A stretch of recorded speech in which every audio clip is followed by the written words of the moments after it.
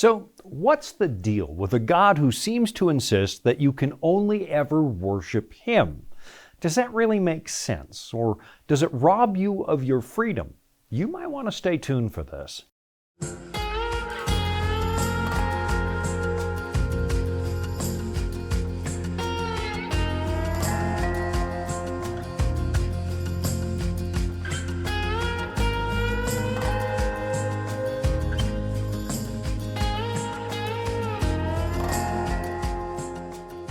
In recent programs, we've been talking about the Decalogue, the 10 Commandments, and I think the time has probably come to start just expounding on them one by one. Now, I'm not entirely sure I'm going to go through all 10 Commandments in order, but I'll try to get to all of them. And what I really want to have happen is that you start to study them for yourselves. Today I'm going to start at the very top with the first commandment, which is the law against having other gods.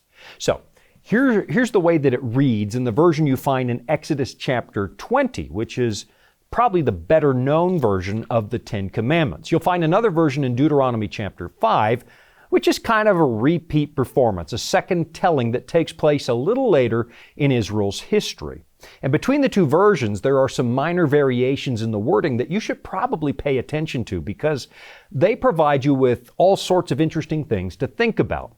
In particular, you'll find two different reasons given for keeping the Sabbath, or at least it seems that way when you first look at it, and I'll let you go and read that and wrestle with it on your own. But for today, let's just start at the very top and look at commandment number 1. And here's the way that it reads in Exodus 20, verse 1, where it says, "And God spoke all these words, saying, I am the Lord your God, who brought you out of the land of Egypt, out of the house of slavery." And here comes the first commandment. "You shall have no other gods before me." Now, the first commandment really does start right at the top of the passage with those words, "I am the Lord your God," because that's the thought that kind of provides the glue that holds the rest of the moral law together. Because, after all, if there is no God, then there's not much point to studying His commandments, because they would just be a list of requirements dreamed up by some ancient so-called Hebrew prophet named Moses. I mean, it would still be interesting because those commandments have been so influential, but it would be like reading the ancient law code of Hammurabi, the Babylonian, or maybe the sayings of Confucius or some of the other famous sages who helped create the world's most notable civilizations. But the 10 Commandments are different, because they begin with a distinct claim that these are God's words, and not just any old God, but the God of the Hebrews, the God of Abraham, Isaac, and Jacob. Any number of ancient cultures claim to worship large numbers of deities and demigods, but the God of the Hebrews was different. He claimed absolute exclusivity. This is Yahweh, the one true Creator God, whose very name reminds us that His existence is underived and unborrowed. In fact, when Moses first met this God at the burning bush back in Exodus chapter 3, he defined himself as the I Am, which is a very unusual name if you think about it. Unless, of course, you happen to be the very definition of what existence is. You see, when you read the myths from other cultures, what you find is a list of gods whose existence is dependent on something or somebody else.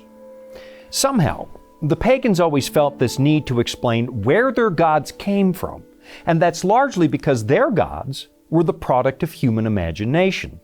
In fact, when some of the Greek philosophers started to feel a little embarrassed by the terrible behavior of their gods, which is something we've covered on other episodes, some of them actually started to point out that their gods were made in our image, the human image.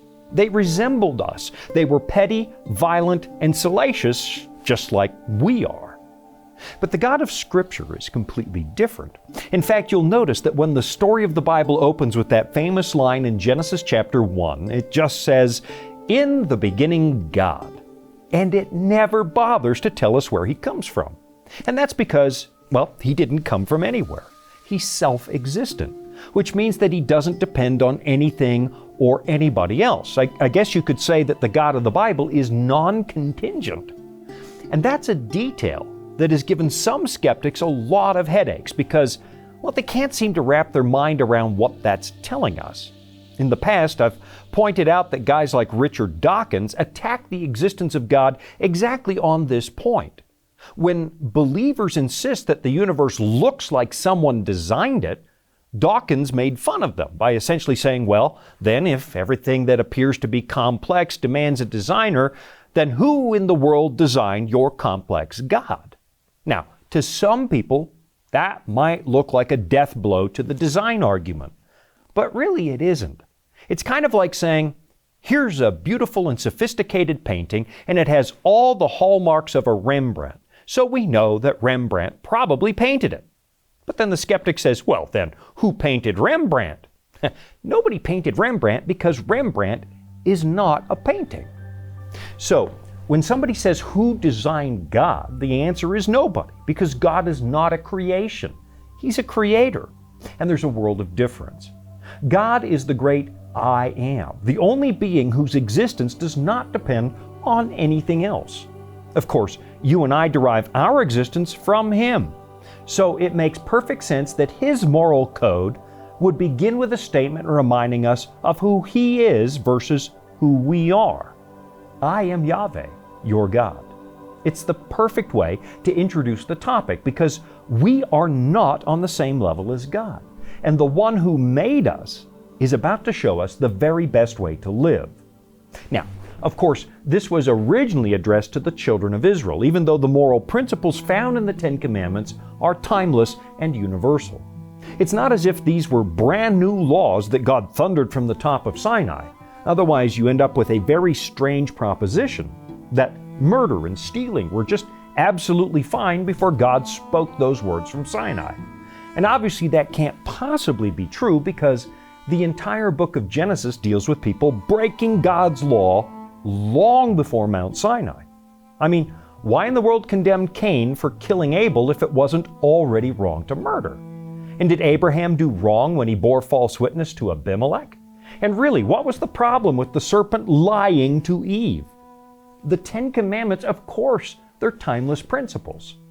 Now, in the world of 21st century Christianity, you'll sometimes hear people saying that the Ten Commandments were just for the Jews because of that opening statement at the very top of them. But let's just think about that for a moment. I mean, who else was God supposed to give the list of commandments to? To some other culture that didn't believe in Him? Of course not. Just because the Hebrew people were the vehicle through which God revealed Himself to the world doesn't mean that His revelation wasn't for everybody. And if you take the time to read the entire Bible, that becomes really, really obvious because it tells us that the Hebrews were supposed to be a light to the Gentiles, my ancestors. They were supposed to reveal the love of Yahweh to absolutely everybody. So yes, the Ten Commandments were originally delivered to the people who were liberated from Egyptian slavery, but that doesn't mean that Yahweh is only for them. He belongs to all of us because He made all of us, and He wields authority over all of humanity. Now, I know I've read this to you before, but listen to this remarkable statement from Revelation chapter 4, where an assembly in heaven addresses God with these words. This is Revelation 4, verse 11. Worthy are you, our Lord and God, to receive glory and honor and power, for you created all things, and by your will they existed and were created. Now, here's what we've got to think about. In the first commandment, God says, I am the Lord your God. So now we've got to ask ourselves, what does it mean to have a God? That's a question that Luther wrestled with in his large catechism. But right now I've got to take a quick break, so I'll be right back after this to tell you what Martin Luther said. Here at the Voice of Prophecy, we're committed to creating top-quality programming for the whole family, like our audio adventure series, Discovery Mountain. Discovery Mountain is a Bible-based program for kids of all ages and backgrounds. Your family will enjoy the faith-building stories from this small mountain summer camp and town. With 24 seasonal episodes every year and fresh content every week, there's always a new adventure just on the horizon. I don't know if you ever had to go to catechism class when you were a kid, but I really did. We were required to go and learn the basics of the Christian faith, things like the Apostles' Creed, the Lord's Prayer, and of course, the Ten Commandments. Now, I did not grow up in a Lutheran tradition, so I actually studied a different set of catechisms. But if you happen to be Lutheran, what I'm about to share with you might just seem familiar. This is from Luther's Large Catechism. What is God, he asks? And the answer is, a God is that to which we look for all good, and in which we find refuge in every time of need. To have a God, says Luther, is nothing else than to trust and believe Him with our whole heart. As I have often said, the trust and faith of the heart alone make both God and an idol. If your faith and trust are right, then your God is the true God. On the other hand, if your trust is false and wrong, then you have not the true God. For these two belong together, faith and God. That to which your heart clings and entrusts itself is, I say, really your God. Now, that's a pretty good definition, and a good place to start unpacking the meaning of the first commandment, which challenges us to understand what it means to have a God, and it reminds us that everybody has one, whether they know it or not. If you place your absolute faith, your absolute trust in your own intellect, well, then your intellect becomes your God. If you trust scientific discovery to define your existence, to go beyond material fact and explain who you are and the purpose of your existence, well, then you've probably adopted a religion of scientism, even if you wouldn't want to call it a religion. We all seem to have this hardwired sense that there's something out there bigger than us, or at least we all appear to hope there is, and we have this instinct that our existence is supposed to mean something. Even if you happen to believe that we all just emerged into the universe by accident, there's still a big part of you that tries to make sense of it. You really want your existence to have purpose. And it's precisely on this point that everybody behaves like they're religious. I mean, you might practice a perfectly secular religion, which means you're probably going to really hate what I'm about to say, and I'm okay with that. But you will never convince me that you have a rational, comprehensive, secular explanation for everything. I mean, for starters, how in the world do you explain something like human consciousness? Here you are, self-aware, and you even find yourself kind of mystified by the fact that you exist. How in the world do you explain your conscious mind from a perfectly rational perspective? How do random molecules smashing into each other over billions of years somehow give rise, well, to you? To date, nobody has actually been able to explain this. And so there's a whole lot out there that we all take on faith, which means there really is such a thing as a secular religion because we all have religious beliefs. Again, to use the words of Martin Luther, that to which your heart clings and entrusts itself is your God. But of course, if you accept that Yahweh, the God of Abraham, is real, and you accept that we were put here by the will of God, and that's what you trust, well, then Yahweh becomes your God. Now, obviously, it's a little more complex than that. We're kind of oversimplifying, but still, I think Luther's definition works. What the first commandment tells us is that if you choose something besides the Creator that you're going to trust with your life, then whatever that is, it becomes your God. I know we tend to think of other gods as little statues that sit in a shrine or on the shelf in your house, but that's just a physical representation of what an idol actually is. And when we get to the second commandment, we're going to look at that. In reality, an idol is anything you elevate to the position of the Creator, either wittingly or unwittingly. And because we all seem to be wired for relationships, I guarantee you're going to elevate something to God's level if you don't have God. It might be power or money or sex or the writings of a philosopher or the prowess of some athletic team. I don't know. But if you're trusting something or somebody as the very highest guiding principle for your life and it is not God, well, that would be a violation of the first commandment. Now, I probably need to make something really clear before I move along because unfortunately, some Christians have given the world the wrong impression. I remember a long time ago, I was holding a series of lectures on a university campus, and there was this young guy sitting in the front row who was getting agitated whenever I mentioned that I had faith in the Bible as a revelation of God's will, and it was the ultimate guide for my life.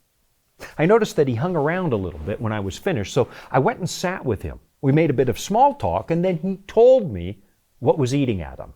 Are you saying that we should only read the Bible? What about all the other great thinkers who helped to shape our civilization? Now, honestly, I don't know where he got that impression because if you know me, that's not what I teach or believe. If you've been watching this show for a while, you'll know that I tend to read a lot, not just the Bible. So I assured this kid I didn't mean to give that impression. We'd be foolish to just ignore everything that the great thinkers have tried to tell us. But if you're going to place absolute faith in what those writers say, I promise you, you're going to hit a wall. There's going to be a dead end because it really is still just human opinion. So, do I read other books? Of course I do. But again, to use Luther's wording, I don't entrust myself to these people. I read them, I value them, sometimes I even admire them. But am I going to take my life and place it in the hands of a 19th century Enlightenment philosopher? Absolutely not. In fact, some of them actually lost their minds by taking their own ideas all the way to the end zone. Christianity doesn't mean shutting out the world completely or isolating yourself in the desert like one of those 4th century ascetic monks who disappeared from civilization just to avoid temptation. What the Bible actually teaches is that you and I need discernment. You're supposed to take the ideas you're exposed to and compare them to what God says. And if there's a difference, then the Christian goes with God. It's a matter of faith, but it's not a matter of blind faith. It's a matter of allowing God to inform your life, a matter of putting Him at the pinnacle of what you're going to trust. I am the Lord your God.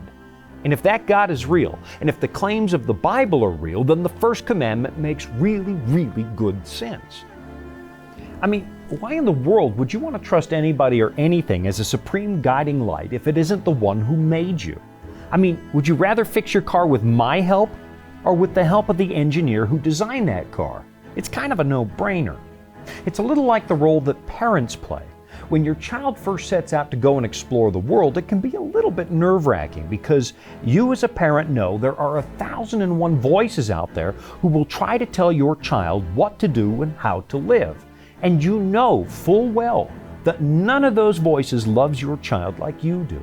I mean, who else is willing to die to save your child? Who's going to love you like that? Absolutely nobody. You know, there's a reason that a lot of scholars over the centuries have suggested a direct parallel between the first commandment and the fifth, the one that deals with honoring your parents. And there's a really good reason that God reveals Himself as a father in the Bible, because at the end of the day, there's nobody you can trust like the one who created you. Now, of course, as we make our way through life, a lot of us learn the hard way that our parents did have our very best interests at heart. And sometimes, unfortunately, we only figure that out when it's a little too late. I'll be right back after this. Life can throw a lot at us. Sometimes we don't have all the answers. But that's where the Bible comes in. It's our guide to a more fulfilling life. Here at the Voice of Prophecy, we've created the Discover Bible Guides to be your guide to the Bible. They're designed to be simple, easy to use, and provide answers to many of life's toughest questions. And they're absolutely free. So jump online now, or give us a call and start your journey of discovery. All right, we're back from the break, and we were talking about this parallel you can find between the first commandment and the fifth commandment. In the fifth commandment, God tells us to honor our parents so that our lives can be fulfilling and prosperous. And in an ideal world, nobody really has your back like your mom and dad. And I promise you, in this universe, nobody has your back quite like God does. I know that sometimes people look at this commandment as if God is some kind of cosmic narcissist who demands our attention. But that's not the essence of the first commandment. I mean, let's just think about this rationally. If there really is a God, and there's only one God, then putting anything else in His place is only going to lead to a world of pain and heartache. How in the world would it help you to form an intimate relationship with something that is not your maker? So, now let's read the commandment one more time, starting in Exodus 20 and verse 1. It says, "And God spoke all these words, saying, I am the Lord your God, who brought you out of the land of Egypt, out of the house of slavery. You shall have no other gods before me." It really is that simple. And if I didn't have to fill 28 minutes and 30 seconds today, we'd already be done. Putting anything that isn't God in God's place, that's only going to end in disaster. And if God is love, why in the world would He turn you loose in this world without any kind of warning about the dangers out there? Now, the Bible does make it clear that He's not going to force you to worship Him because, well, that's not how love works. But a God of love is also going to care enough to tell you the truth. He's going to warn you about the pitfalls because He cares. Now, it might also be helpful to look at another important human relationship, and that's the one you find in marriage. The Bible often describes God's covenant people as a bride, and so you might want to ask yourself, what is the potential for a healthy marriage if you choose to include a third person? I mean, apart from a really bad episode of Jerry Springer, where do you think that's going to get you? The marriage covenant reminds me every day that my wife comes first. And if I put something else in her place, it's going to damage the joy that God intended us to have in our relationship. So, in the story of the Exodus, God's covenant people, His wife, if you will, they're about to enter the land of promise. Or at least they were supposed to, until their violation of the covenant led to exile in the desert for another 40 years. Listen to this interesting passage found in Exodus 23, just a few pages after the Ten Commandments. Listen to what God says in Exodus 23:31, where He explains why the present occupants of the land, the Canaanites, well, they have to be removed. Here's what it says. You shall make no covenant with them and their gods. They shall not dwell in your land, lest they make you sin against me. For if you serve their gods, it will surely be a snare to you. So here's what I want you to notice. God's primary concern here is for the welfare of His people. This is not a matter of divine narcissism. It's a matter of what's best for you. If you choose to serve other gods, you're going to discover it's a very painful trap because other gods are nothing but human fabrications. I'm reminded again of one of my favorite ancient characters, Xenophanes, a guy I've talked about on this show over and over and over. He was an early Greek philosopher who rejected the pagan pantheon because, well, the gods were behaving so badly, it was just getting really embarrassing. He realized that false gods are just projections of human beings, and he made that point by saying this: but if horses or oxen or lions had hands, or could draw with their hands and accomplish such works as men, horses would draw the figures of the gods as similar to horses, and the oxen as similar to oxen, and they would make the bodies of the sort which each of them had. So, in other words, the pagan gods were looking bad because they were made in our image. They were just projections of fallen humanity, and they were saddled with some of our very worst qualities. And the problem with that is that people tend to become what they worship. And if you create your own God and your God just looks like you've got this circular problem that gets worse with time. The pagan gods were nothing more than a terrible caricature of what a human being is supposed to be. And when you worship those gods, you yourself become something less than human. And then you project those new, worse qualities back on the gods, and the cycle continues. Those who make them become like them, the Bible says. So, there's a good reason that God forbids it. It's because a false god is going to make you less than human. It's going to make you something less than the image of God. And at the end of the day, you're the one who gets hurt. I'll be right back after this. Dragons, beasts, cryptic statues. Bible prophecy can be incredibly vivid and confusing. If you've ever read Daniel or Revelation and come away scratching your head, you're not alone. Our free Focus on Prophecy guides are designed to help you unlock the mysteries of the Bible and deepen your understanding of God's plan for you and our world. Study online or request them by mail and start bringing prophecy into focus today. Well, look at that. I've run out of time again because, well, I have this gift for blabbing. But maybe let me sum it all up like this. The Ten Commandments are not the work of a God who's trying to rob you of a good and decent life. In fact, the opposite is true. The moral law holds the key to discovering an authentic human existence because it reveals the character of God. And you and I were made in His image. Worship the real God and live the way that He suggests, and He begins to restore you. He begins to give you something definitely more authentic. I know that in this day and age, some people are terribly offended by the exclusive claims of the biblical God. And it's popular today to say that there are many paths up the mountain, that they all lead to the same place. But that's just not true. In fact, it's a dangerous lie. In the not-so-distant past, other gods led us to things like human sacrifice or unspeakable sexual practices, and it really distorted the image of God to the point where you couldn't see Him in humanity anymore. The pain and suffering that follows in the wake of putting something else in God's place, well, that devastation can be unspeakable.